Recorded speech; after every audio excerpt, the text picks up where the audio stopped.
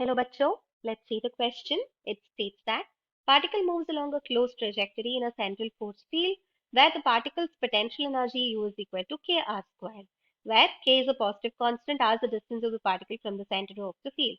Find the mass of the particle if its minimum distance from the point O equals r1 and its velocity at the farthest point from O is equal to v2.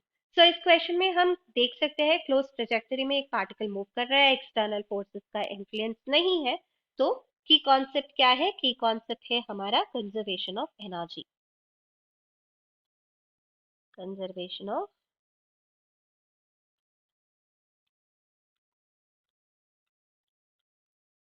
Central force field में हमारा total energy होता है, total energy is equal to the kinetic energy half m, हम लिख सकते हैं d r by d t the whole square, ये है हमारा velocity square, plus the potential energy, इधर पोटेंशियल एनर्जी क्या है?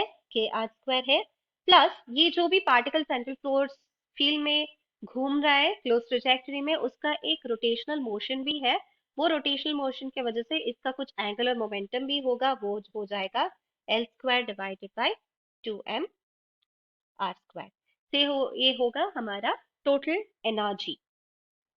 नाउ इधर इस क्वेश्चन में एक टर्म भी एडेड है कि मिनिमम डिस्टेंस r1, सो हमें मिनिमम और मैक्सिमम डिस्टेंस को निकालना है, एक्सट्रीम वैल्यूज ऑफ r निकालना है।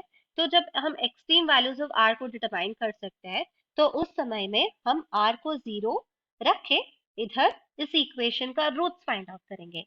जब हम इस इक्वेशन का रूट्स फाइंड आउट करेंगे, एंटायर इक्वेशन को r स्क्वायर टर्म में मल्टीप्लाई करेंगे, जब एंटायर इक्वेशन को r स्क्वायर टर्म में मल्टीप्लाई करेंगे, ये होगा हमारे इक्वेशन r 0 है, D r by d T obviously 0 होगा, फर्स्ट टर्म वैनिश हो जाएगा, हमें मिलेगा k r square multiplied by r square plus l square divided by 2m minus e of r square is equal to 0।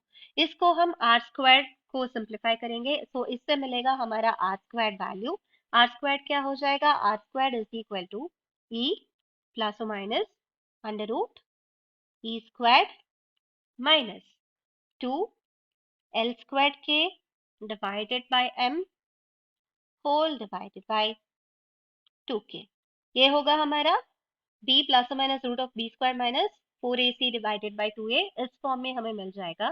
सो इस equation से हमें मिल जाएगा e का वैल्यू, तो हमें पता चल जाता है e will be equal to e the k of r1 square plus r2 square.